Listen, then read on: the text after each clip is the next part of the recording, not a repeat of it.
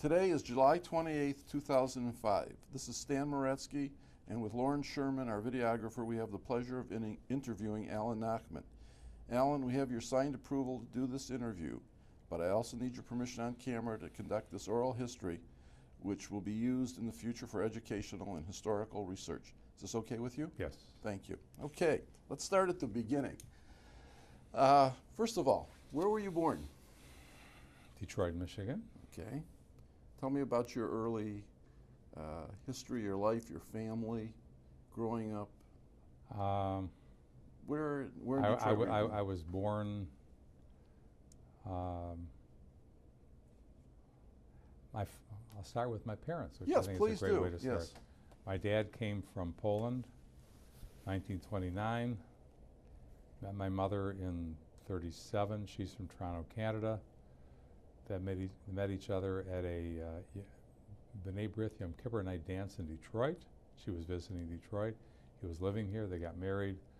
I was born in 38, a year later. We lived for a year or two on Fairfield and Finkel in a home that I guess my dad was renting. And then my dad was a carpenter, builder, and he was one of the first people to build a home on the street called Kentucky, which was a block away from Mumford High School in the northwest area of Detroit, and after which that whole area burgeoned into a very large Jewish community.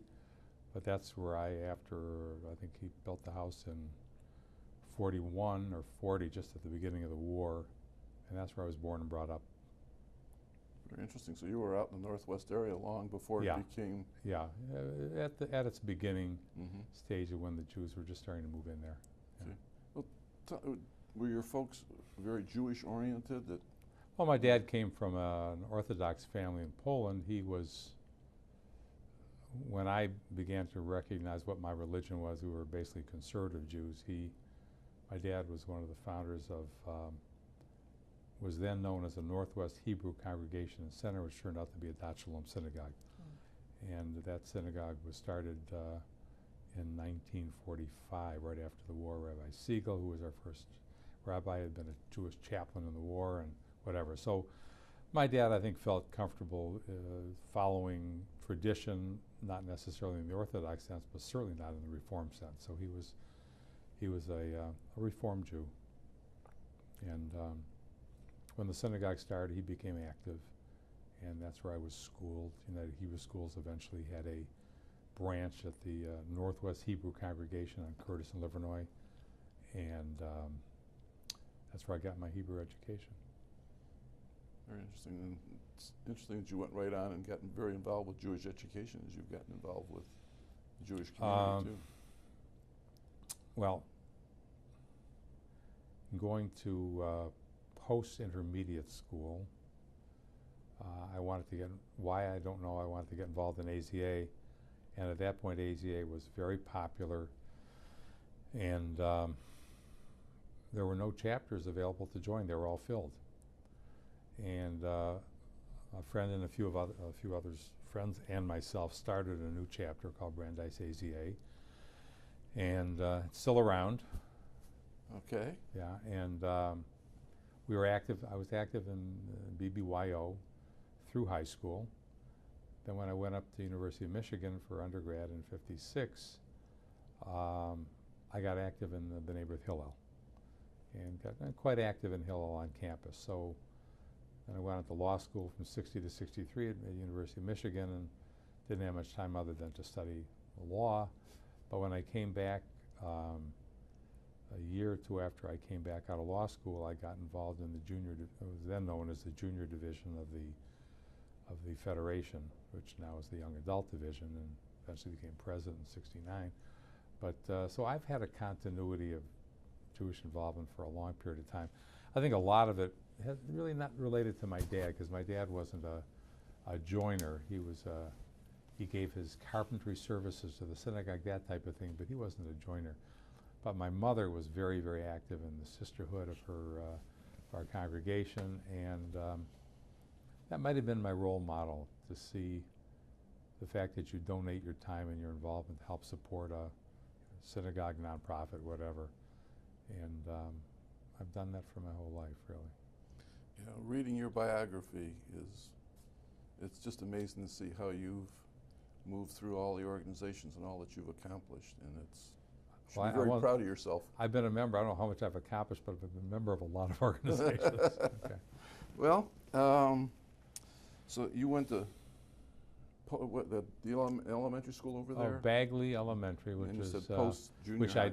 walking from my house to the synagogue, you'd have to go right by Bagley, which was on Curtis. We'd walk from Kentucky and Curtis to the synagogue, which is close to Livernois, and halfway was Bagley, but that was where my elementary school is, and a lot of the people that I know in the Detroit area now all schooled at Bagley, which was the school that was that, and Hampton were the two schools that were the cradles of most of the Jewish families at that time as far as where their kids were schooled. Then Mumford became the big place that everyone still remembers, I think. Post also was a school I went to as an intermediate for a couple of years, but the days at Mumford were the glory years. They were the, graduating 400 or 500 kids, 95% of them Jewish, 94% of them going to colleges. It's a great time. Yeah, I remember. You're a few years older than I am, but I remember that kind of right behind you, including Brandeis AZA. Really? Talk to you more about that later. It's interesting to see how you start and how you follow all the way through, and it is very. Who were some of your mentors, and who were your friends in the high school, the people you've been involved with, and then who became some of your mentors? Well, the first mentor was really, there were two people in BBYO who were the, one after another, who were the professionals that ran BBYO. There's a fellow named Harry Mervis and then Paul Deutschberger, and these two, the guys, were the professionals assigned to run ACA and BBG, and I learned a lot from them, how to organize a meeting, Robert Rules of Order, all these things that, what do we know when we were, in the 8th grade to run a parliamentary style meeting, but that's, I got used to going to meetings back in AZA. After that, I don't know if I had any mentors. There were a lot of us that were, a lot of my friends that were in AZA have moved out of the city. There are a few of them that are still living here. None of them are really my close friends now. The first mentors I really came to was when I got involved here at the Federation with Harlene Appleman's mother-in-law, who Mrs. Appleman was then the professional who oversaw the not young adult, but the junior division back in 65, 66. After that, Lillian Bernstein was the professional that oversaw the junior division, amongst other things. And that's where I really learned a little more of the professional aspects of meetings and agendas, and how you handle yourself at meetings, and how you persuade people, and all the things that you have to sort of do to run an agenda and get your point across and have it accepted in the spirit in which it was intended. Mm-hmm. Well, you mentioned what's now the young adult division, but in reading through your background information, there was a program that you were involved with called the Bernie Bird back in '68. That was someone else's program. I can't even recall what the goal of the program was. I remember the name. I don't. Something to do with training of children or something, but somehow it was, in this information I read, it was indicated you were involved with it. I think the junior division did that. I guess it's a function of my age, because I think they went around to schools and taught something. I can't even recall what it was. Very honest. Okay, I won't push you on that one. Don't push me on that one, because I can't give any more information. Okay. Well, let's talk about, you were the winner of both the Boesky and the Wetsman Award. Well, the Boesky Award was then supplanted by the mark, the Florine mark, when Mr. Boesky became somewhat notorious on Wall Street, and he really named that. He started this award in memory of his father, but when the son, Ivan Boesky, got into financial difficulties and whatever, his name was sort of taken off the award. It became the Mark Family Award. So people don't know now what Boesky was, but it's the same as the Mark Award. Now that was for people showing some leadership abilities at the junior division or young adult division. Then a few years later, I guess I got the Wetsman Award for deciding to stay on in Federation, perhaps chairing a few more committees, doing a few more things. Well, I think you're being very modest. What were some of those committees that you chaired? Let's say start with the Boesky Award. Well, I presume I got the Boesky Award I think I got it shortly after I was the president of the junior division. And as long as you did a fair job, it was sort of assumed you'd get the award. You're being very modest. Which I did. Yeah. And then just about that time, I got involved in the Young Leadership Cabinet of the United Jewish Appeal, which is a national organization, part of the National UJA. Mm-hmm. And we took trips to Israel, brought others with us to Israel, turned them on to Israel. When was your first trip to Israel? My first trip to Israel was in 1961 while I was going to law school. I went there on my own as a part of a summer trip to Europe. I went to Israel and have some family there visited. The first trip through Federation was in '71. It was a couples mission, a young leadership mission, my wife and I, and couples from around the country who were around our age. Went there for about 2 weeks, and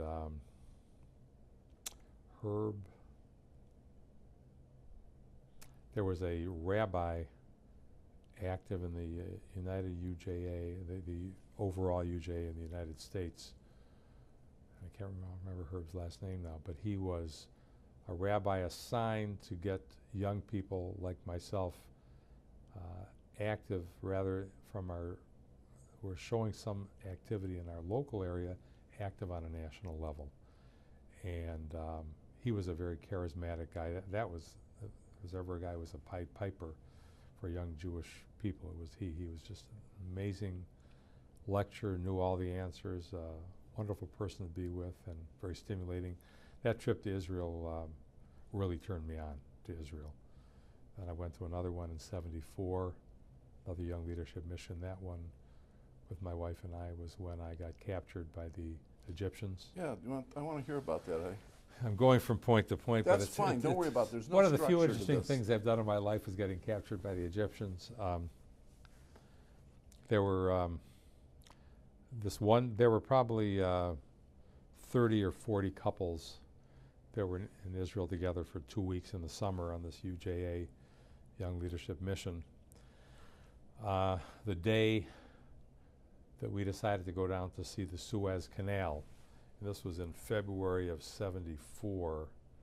That was when the disengagement was right after the 6-day war in '73, and the Suez Canal was in Israeli territory, but there was some undisputed areas still. But they separated the men from the women on this trip. The women went to Hadassah Hospital. The men were flown down on an Israeli Air Force plane to Refidim, which is now land that we don't own anymore. It was in the Sinai. It was an Air Force base that the Israelis built in the Sinai when they had won the Sinai territory from the Egyptians. They ended up giving it back in '74 when peace was made with Egypt.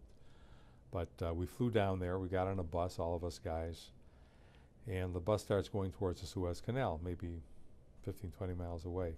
We got stuck in the road. There had been a Hamsin, which is a sandstorm, and we had to take out shovels out of the bus and shovel the road clean so we could continue on the road. As we were doing it, we saw over a small sand dune a half-track coming towards us with a red flag flying on it, with a red flag with a crescent, a white crescent. We knew it wasn't our soldiers. It turned out to be Egyptian soldiers, claiming that we were in Egyptian territory. They forced us to get on the bus, blindfolded us, took all the film out of our cameras, told the bus driver to sit in the back. The Egyptian captain took control of the bus, drove us down the road over a pontoon bridge over the Suez Canal. We ended up in Ismailia, which is an Egyptian city. We were taken into the courthouse. we were fed, and then for 24 hours each of us were interrogated by Egyptian army interrogators as to what we had seen in Rephidim, what kind of planes, what kind of armament, why were we there, were we spies, et cetera, et cetera. None of us got hurt except the Naval Air Force guy who was on the plane who decided to take our tour to see the Suez Canal. He didn't stay with the plane because he was a member of the military. They roughed him up pretty good. And 24 hours later, they put us back on a bus, drove us back over the pontoon bridge to Ismailia. We got on a plane and flew home. We went home. Home was Tel Aviv. Yeah. We got in Tel Aviv. Every news service in the world was waiting for us at it was then the Dan Hotel we were staying at, and interviewing us what had happened and whatever. We made Time magazine. Meanwhile, the women the night before were told that the husbands were not going to come back because they were captured. None of them believed it. They thought it was a trick or whatever, but obviously we were captured. We were none the worse for wear. It was a tough 24 hours, but one thing, I've got a lot of talking out of it. I've told that story for years. I tell that story every night at Passover, how we went to Egypt and how we got released from Egypt. So that was that story. And needless to say, we bonded with those guys for 24 hours, people that I never really knew until that trip from around the country, people our age, guys our age. And an interesting piece of information that should be noted is that Rabbi from Cherry Hill, New Jersey was on that trip, and we got to know him very well. Turns out that years later, this is the rabbi that took up with one of his congregants and then ended up killing his wife. I don't know if you may have read about it in the paper, but this is a rabbi that at that point was just on this trip with his wife. It just happened a few years ago. This is 2005 and 2003, 2004 he was finally sentenced. But here was a rabbi that we'd come to love it. We went to Yad Vashem with him and cried with him as we said the prayers and everything. And here this guy turns out later to have an affair with a congregant and ends up being charged and eventually found guilty of killing his wife. That was one of the soft underbellies of that trip. Who were some of the other people in the group with you? The other person from Detroit was Erwin Alterman, who's been a good friend of mine for many years, who's now president of the Jewish Community Center. He was the only other Detroiter on that trip, he and his wife. His wife is now deceased. But he was the only other Detroiter, and other people, if I saw a list, I remember the names. I can't remember all the names now, but people from all over the country. Well, how did your wife take it when you were? She didn't get upset at all because she knew that I would make the best of it. Everyone had the sense that the Egyptians were not going to hurt Americans. That was the underlying premise that I had in my thought process, and I think which the wives had too. But still, we were in Egypt and we weren't with our wives, and I'm sure they were upset. But my wife, if you ask her, would say, I really wasn't worried that something would happen to Al. He'd find a way out of it. And that's what happened. Tell me how you met your wife. Did you meet her through BBYO? No. I used to live in Lafayette Park in the mid to late 60s. I lived in Lafayette Towers. A woman lived in the towers who had been my wife's counselor at a Jewish camp around the area, and had invited my wife down to a party that I was attending, and that's how we met each other. And it turned out that my wife had gone to Bagley School many years later because she's 8.5 years younger than I am. But she had gone to Bagley and she had gone to Mumford, but just we were never there at the same time because of the age difference. Interesting. Very interesting.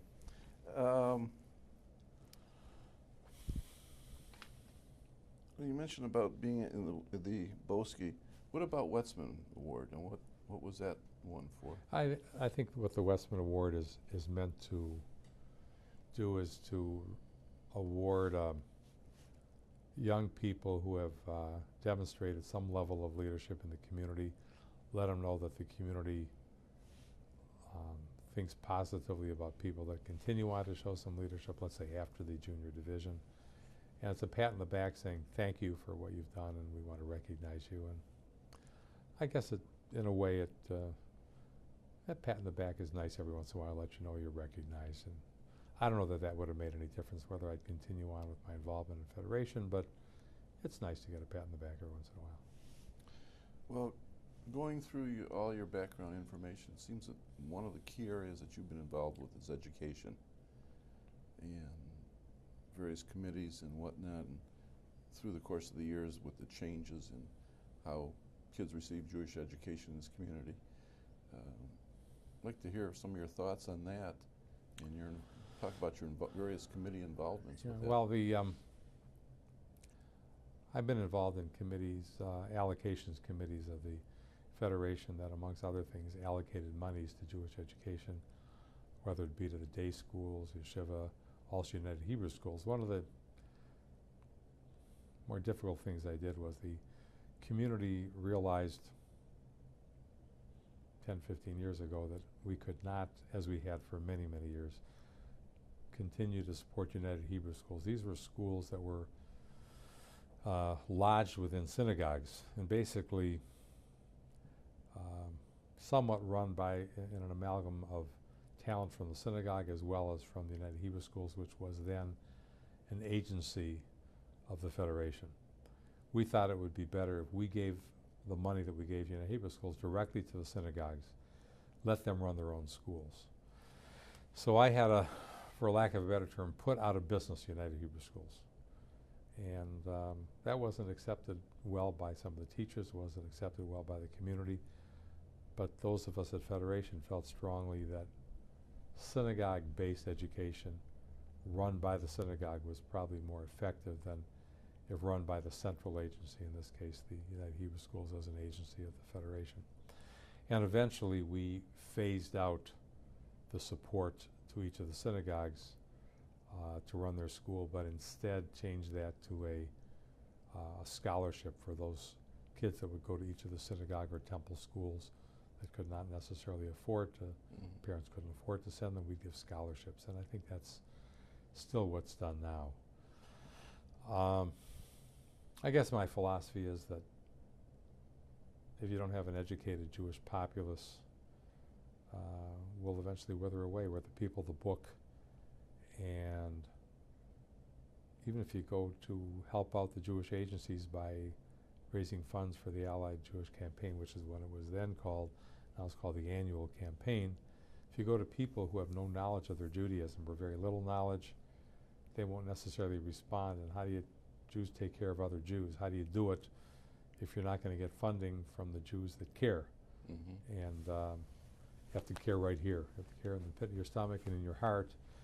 Part of it is learning about your heritage, learning about your history, knowing a little bit about your Hebrew roots, going to Israel, all of which Jewish education supports, and it's important to support Jewish education. We're grappling right now, currently as we speak, with one educational institution that can't pay its budget. It can't meet its budget needs, can't even pay its teachers on a monthly basis.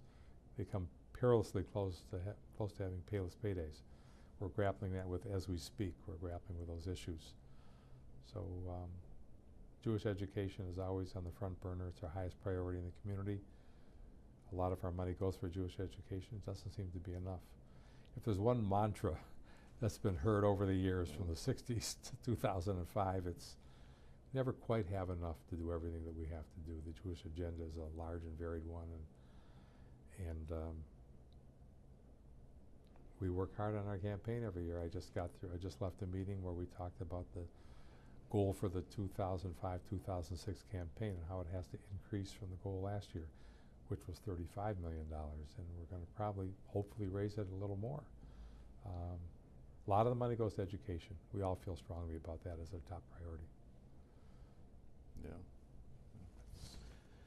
That's my thought on that. Pardon? It's my thought on education. Yeah. It's a paramount thing in our community. Right. We're the people of the book. Well, my last person I interviewed was Mark Schlussel, and it was the same sort of thing. The real echelon leadership in this community really, and it's marvelous, has been working so hard on the education aspects. And it's just like you say, there's never quite enough money. Well, we're always grappling with, the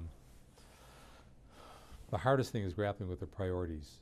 You have Home for Aged, you have Jewish Vocational Service, Jewish Family Service, people out of work coming to Jewish Family Service, burdening their social workers way beyond their capacity.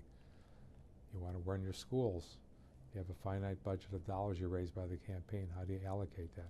A very difficult decision that we made a few years ago was to take, we used to fund Israel 53, 54%, local agencies maybe 46, 47, something like that.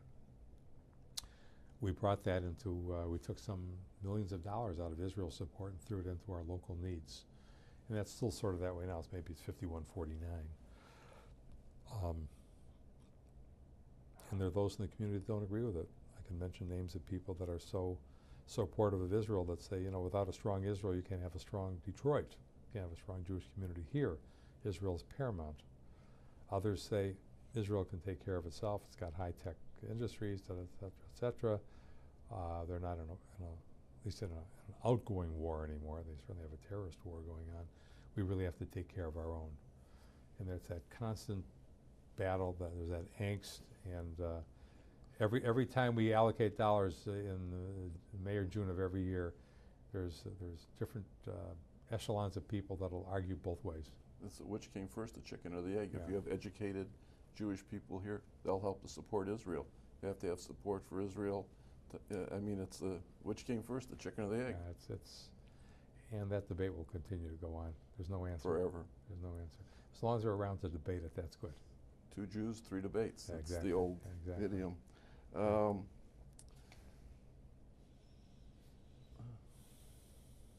You've been involved with a lot of other groups besides just Jewish, just the Jewish community. Can we talk about some of those groups? Until the late 70s, all of my volunteer time was really Jewish community related. I've been an officer of my synagogue for many, many years. But Which synagogue? Adat Shalom. But it occurred to me that it's really important to give something back to the secular community. And my choice, basically for the reason that United Way gave money to our Jewish agencies, I felt it was important for Jews to show level of activity in the United Way. So I got active in United Way, and at a certain point got to chair a budgeting panel that budgeted a number of the United Way agencies, reviewed their budget, allocated monies to them, and I was active for maybe 6 or 7 years with United Way. And then as I got more active in the Federation, sort of phased out of that. I'm currently quite active in the Hospice of Michigan. It's my current secular foray, so to speak, and I'm involved in the investment committee, the finance committee of Hospice, and I take that seriously, and it's an important thing for the general community. And the reason why I'm involved with Hospice is that it's the only nonprofit hospice around that will take anyone who needs the help and not turn them away because they can't pay for hospice needs. I think that's important, so I'm involved in that too. And a year and a half, when I'm done with my foundation presidency, I then have a decision to make. Where am I going to put my volunteer time? Because right now I'm putting in probably a good 20 hours a week in my presidency of the foundation. So there'll be when you're done with the presidency, you're done. Someone else takes over, and you're old news. So I'm looking already. I'm thinking about what do I want to do a year and a half from now, whether it be for the secular community or the Jewish community. Haven't quite figured it out yet, but I have some time. I heard that one of your hobbies is woodworking, and now when you mentioned your dad being a carpenter, was that kind of an outgrowth of that? My dad taught me, whether it wasn't an outward lesson, but it was just an intuitive, the beauty of wood and the grains of wood. That's just it's natural art. It's just gorgeous. I just resonate with that. And my dad passed away back in the mid-60s at a relatively young age, younger than I am now. But in the 80s, I got exposed to some galleries that were selling vessels made out of turned wood. Beautiful vessels made out of mahogany, made out of cocobolo and beautiful exotic woods. And I started buying some of these vessels to start a collection. And then at a certain point, I decided I'd like to learn how to do it. So I went down to a well-known vessel turner down in Kentucky in the boonies of Kentucky and took lessons with him for 3 or 4 days in his shop. Came back, bought a lathe, put it in my basement, and started, in addition to collecting, started making wood vessels. We had a lot of fun a couple of years ago at the Jewish Community Center. They had we had a show of all my vessels. Some of the ones I've made, and more importantly, some of the 300 that I've collected. Wow, that's And, quite a collection. and it was really well received, and it was nice. I felt good because I wanted to expose people in the community to a form of art or decorative arts that maybe they didn't know about. We had a lot of fun with it. It was there for a month and a half. And a couple other members of the community collected and also had some of their wood vessels there. Just a lot of fun. Last thing I made on my lathe was when my daughter got married in December. I made her a Kiddush cup out of wood.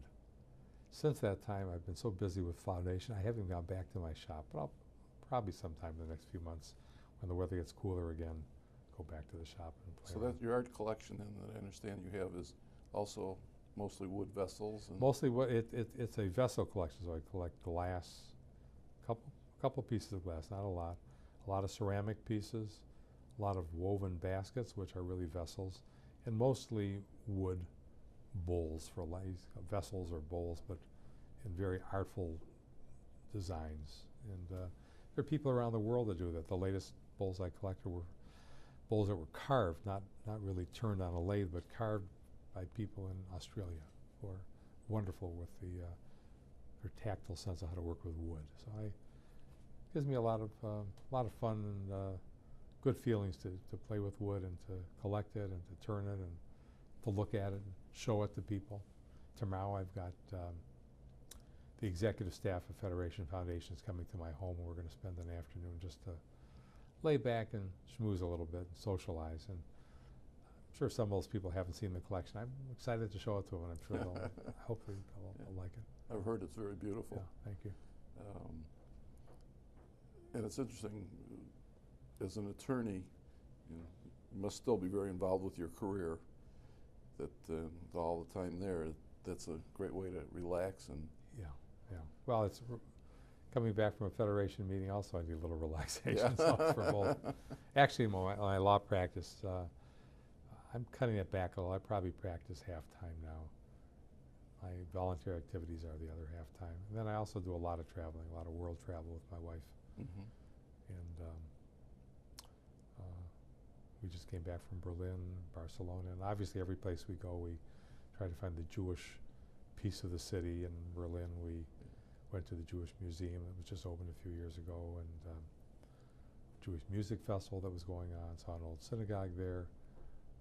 Barcelona saw an old synagogue, learned a little bit about the old Jewish community. So we take our Jewishness with us when we travel. Even in India, we were in India in February, we were in Delhi, 12 million people, and we sought out the second evening we were there, a Jewish service at a shul. There's only one shul left. There are only 25 or 30 people there for a service of the whole 12 million people. That's going to be fascinating. Fascinating and interesting in a sense of, I guess Bombay has still a fair Jewish population, but you're 12 million in Delhi where there used to be a lot of synagogues. There's one left that meagerly has a small minyan once a week, so it's a sign of the times, I guess. Are your children involved in the Jewish community also, and your wife? My wife, traditionally, after bringing up our kids, who are now 28 and 31, she went back to school and got a master's in psychology, and she's a psychologist, and she quite actively practices that.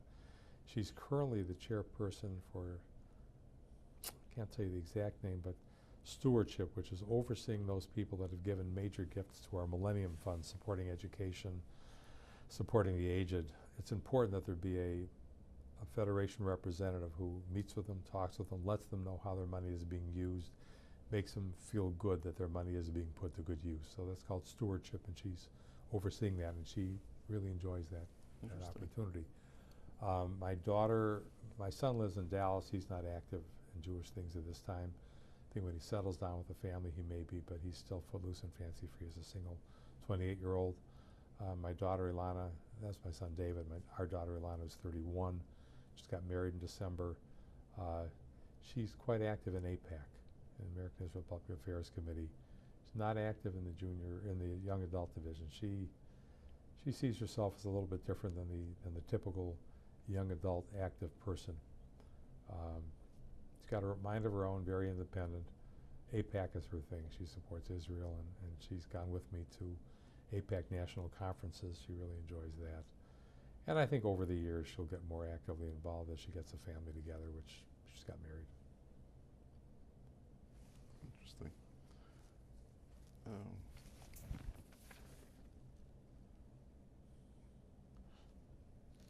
A couple of questions, like what do you feel has been your greatest accomplishment, well, let's say in law, in your profession first, and then in the Jewish community? I can't pick out one accomplishment in my law practice. It's been, I basically, I'm a real estate attorney. It's not like a litigator where you had one major case that hit the papers. I represent builders, developers, investors in real estate. It may take a month, it may take 6 months to represent them in buying or selling or financing or developing something, then it's done, you move on to something else. So I wouldn't say that I have a major accomplishment in the professional area. You teach also, you teach? I did some teaching back at Wayne when I got out of Michigan Law School. I came back to Detroit. I taught at Wayne Law School a little bit. I taught legal research, but I think one wonderful thing that came out of the law practice is the long established relationships I've had with my clients. They tend to come back over and over and over, come to know them. You go to their weddings, they come to your bar mitzvahs, whatever. And the nicest thing about my practice, I think, has been that. Plus the fact I've been in 2 law firms, basically.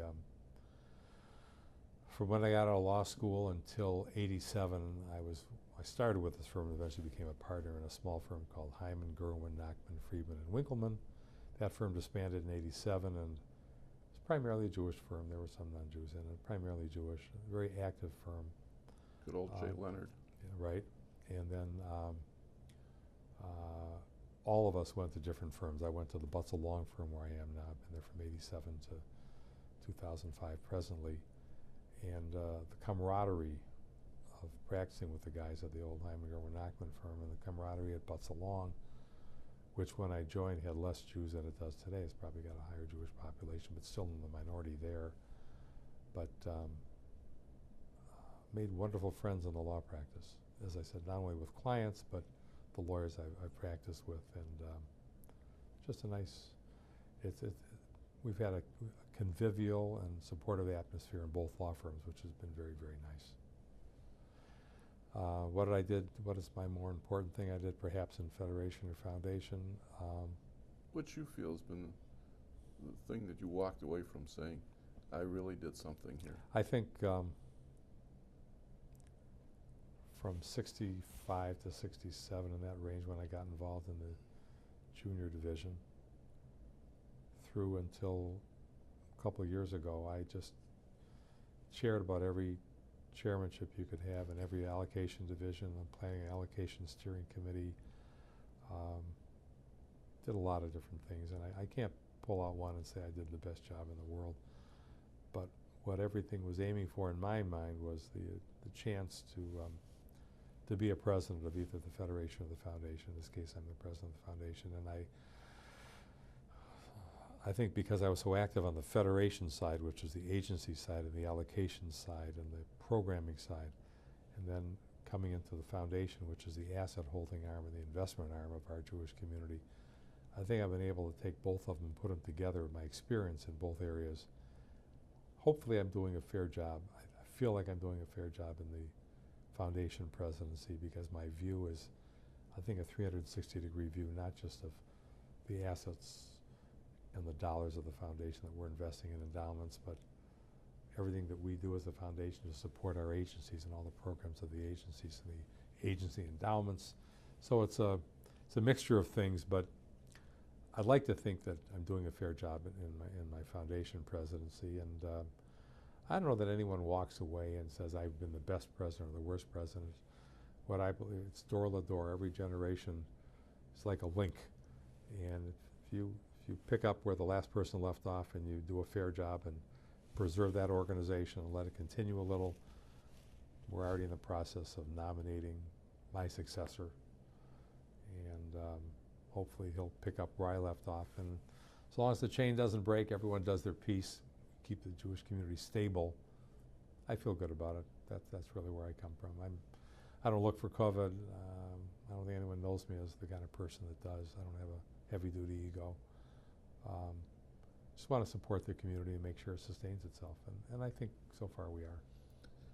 Well, before every interview I do a little bit of research and do the reading, talk to some people, ask questions, and what I learned about you was that you're kind of the quiet, you're there doing a great job, but you're there quietly. And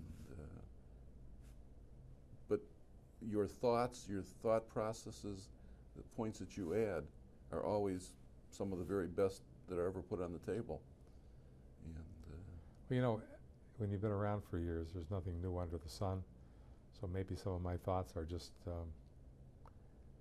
bringing up things that I've heard of in the past or done in the past. But you can't help but you have some things you've learned, and you accrete more and more and more and more over the years. And yeah, I don't believe in. I don't think that being loud and boisterous is going to get you anywhere. Hopefully, I'm the voice of reason. I just came from a meeting of we have a weekly president's meeting of the foundation, the Federation president. Peter Alter is the president. I'm the president of the foundation. We meet with Bob Aronson, the exec, and the staff. We had a very vociferous debate today about a major communal issue.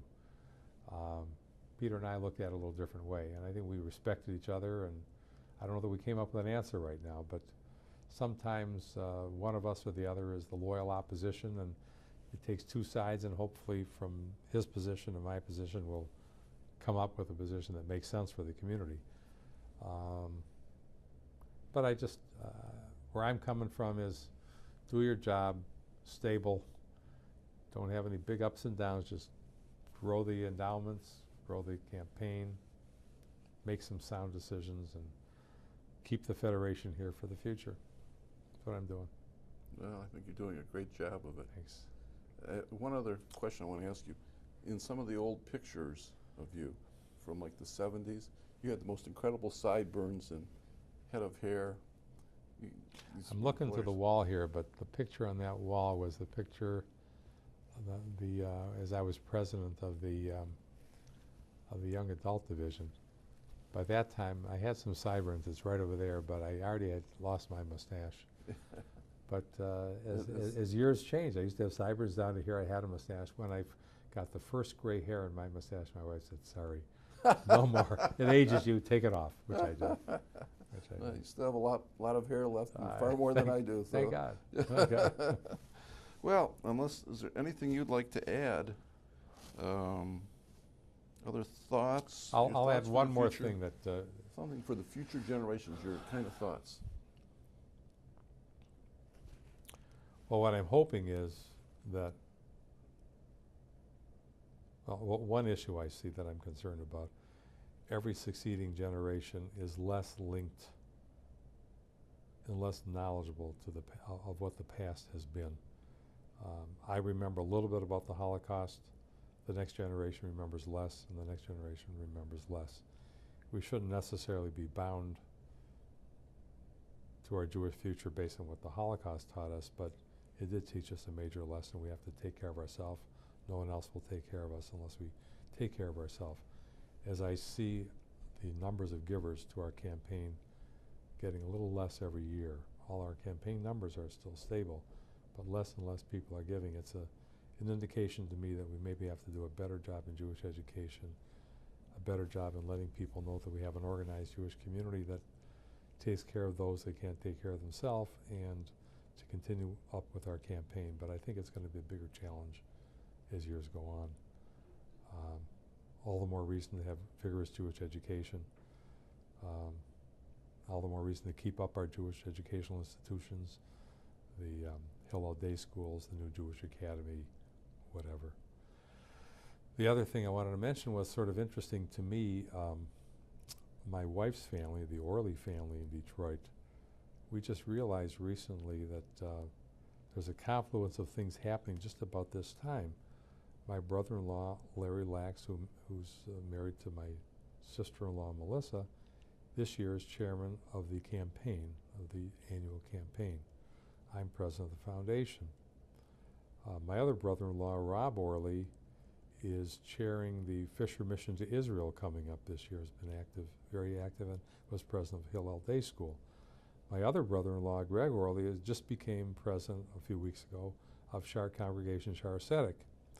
So we look and we say, isn't it interesting that in this family, and I'm married into the family, but in this family, all of us, for some reason, have in our upbringing felt the need to be involved Jewishly. And here in one fairly good-sized family, I guess, we're all very actively involved. And all of a sudden, this year, we've all got some major positions in the community, and that is and we feel good about it. Yeah. I think it's wonderful. Do you have any siblings? I have two sisters. The oldest sister, a couple years younger than I, is Dolores. Her name was Dolores Curiel. She had been at one point married to a Venezuelan and lived in Venezuela for many years. She now lives here. She has two children, one of which is getting married out in California, who's actively Jewish, and has a daughter who is marginally Jewish at this point, Nora. And I have another sister, Linda Goodman, who's very, very active in our congregation, Adat Shalom, extremely active. And she has two children, David, who's just graduated Michigan Law School, is moving to New York and active Jewishly, and Rebecca, who's now living in New York, who graduated U of M, and will be active, I think, Jewishly. She's single right now and doing what single people tend to do. So and both my sisters are very active in my synagogue, I guess. My older sister, Dolores, is active in a lot of Jewish study here right at the Federation. There are various programs she's been involved in and continues to study actively, as does my other sister. I guess the apple doesn't fall far from the tree. My dad cared a lot about it. My mother cared a lot about it. We were exposed to synagogue at a young age, and we've continued. Door la door, as they say. Right, and that's what will keep the Jewish community strong, in my opinion, is we help our children to learn and grow into it, and they their children. The issue that I continue to have is the intermarriage issue, which no one has an answer to that. My daughter's intermarried, although I have great confidence from her Hillel Day School education. Both my kids went to Hillel Day School, and my daughter especially. The Jewish ceremony, being married by a rabbi, going to Shabbat services periodically will be important to her. I know she's going to bring up her children Jewishly. She will have a Jewish home. Hopefully my son will too. Jury's still out on that one, because I don't know if he's going to marry yet. But that's of some concern to me and to many of us as to what the intermarriage rate will have as far as the effect in our Jewish community. I don't want to leave on a low note. It could be a high note. Maybe things will turn around and get better, and all the more reason for Jewish education. I agree. Unless you have some other comments, I think that... Enjoy the opportunity to be part of the archives. We're very glad to have you. Thanks. Thank you very much. Thank you.